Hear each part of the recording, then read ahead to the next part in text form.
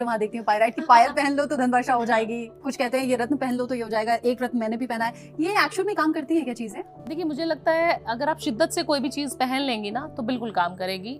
आपका belief system आपको काम करवाएगा। और हाँ, एनर्जी रत्नों में तो होती है, बट वो रत्न आपने कहाँ से लिया, कैसे लिया, प्योरेस्ट फॉर्म में है कि नहीं, है ना।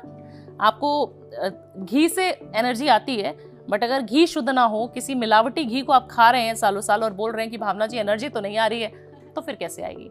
तो आप कोई भी चीज करिए, शिद्दत से करिए। पहली बात विश्वास से। दूसरी चीज, आप जहां से भी जो चीज ले रहे हैं, अगर लेना है तो अच्छी चीज लेनी है, नहीं तो मत लो। इसीलिए हल्दी, नींबू, नमक, मिर्ची से सारा उपाय बताती हूँ, क्योंकि लोग नहीं अफोर्ड कर सकते ना। क्यों उनका खर्चा कराना। पहले आप देसी नुस्खे तो कर लो। लोगों को क्या चाहिए, शॉर्टकट चाहिए। अभी मैं अंगूठी पहन लेती हूँ, अब देखो रातों रात कैसे चमत्कार हो जाएगा मेरे जीवन में। ऐसा नहीं होता है भाई। कहीं भी ऐसा नहीं होता कि आपने आज पुखराज पहना और आप गुरु बन गए, ऐसा नहीं होता है। टाइम लगता है हर चीज में, उसकी एनर्जी को अडॉप्ट करने में टाइम लगता है। और रत्नों को ना आप एनर्जाइज खुद करिए। मैं रुद्राक्ष पहनती हूँ ना, मैं 1 महीने में पूर्णिमा की रात को उसको चार्ज करती हूँ। अगर मैं नहीं करूंगी तो ये भी ऐसे ही है। हाँ,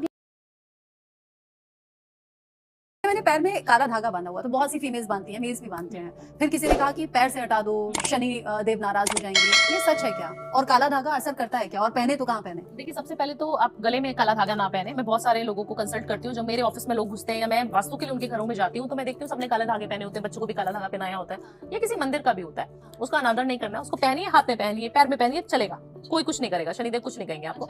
गले में नहीं पहनना है। गले में ना हमें अच्छी सात्विक एनर्जीज चाहिए होती है। गले में आप येलो कलर का कोई भी धागा पहन लो, रेड कलर का धागा पहन लीजिए, बहुत बढ़िया आपके लिए। उसके अलावा आपको काला चीज तो नहीं पहननी है गले में। ये तो बहुत नई सी बात है। मतलब इसके पीछे रीजन क्या है? इसके पीछे रीजन यही है कि हम जब ब्लैक को रिप्रेजेंट करते हैं, उस कलर से हम कहते हैं कि हमें प्रोटेक्शन मिले, है ना। उस कलर का हमें अपने अंदर एनर्जी नहीं लेनी है, बट हमें एक रुकावट भी चाहिए। हमें नजर से, बुरी नजर से, हम कहीं पे भी काला बिंदु, आप देखते हैं कि हम फीमेल्स होती है, हम ब्लैक कलर की बिंदी, सॉरी आज मैंने रेड लगाई, बट काली बिंदी बहुत सारी फीमेल्स लगाती हैं, या माँ लगाती थी काला टिका हम लोगों को बचपन में, आजकल की माई भी लगाती हैं। और हमारे को पूरा फेस देखने के बजाय हमें काली चीज पे नजर चली जाती है। घर में काला नजर बट्टू बांध दिया जाता है बाहर मेन डोर पे, आप पूरा घर छोड़ के सिर्फ उस नजर बट्टू को देखती रहती हैं। अरे ये क्यों टांगा होगा, उन्होंने बताओ, इस पे विश्वास करते हैं, है ना। तो क्यों ऐसा किया जाता है कि आपकी जो नजर है उसको काटने के लिए वहां पे वो नजर बट्टू लगाया है। अगर नहीं होता नजर बट्टू तो आप उसके घर को ही नहीं हारती रहती। अगर नहीं माँ ने यहाँ काला टिका लगाया तो आप बच्चे के फेस को, उसकी स्माइल को, आपका नजर भटकती कैसे। वो नजर ही काली चीज से भटकेगी। बट आपको नजर जो है गले में नहीं धारण करनी। गले में हमारा जो है दिल के पास जितनी भी चीजें आप धारण करते हैं, उसका संबंध आपके हर चक्रा पे बैलेंसिंग पे पड़ता है। वो उस पॉडकास्ट। देखिए, ईवल आई आपको बिल्कुल पहनना चाहिए। कोई भी चीजें आपने पहनी है ना, कोई भी स्टोन, कुछ भी आपने अगर चांदी की चेन भी पहनी है, उसको भी आपको सोने की चेन को भी एनर्जाइज करना है। आपने अगर उसको रत्न समझ के नहीं पहना तो ठीक है।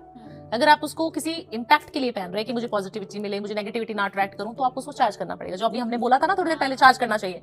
कराना किसी से कुछ नहीं है, किसी बाबा को, किसी एस्ट्रोलॉजर को पैसे नहीं देने का है। पैसे अपने अपने पास रखो।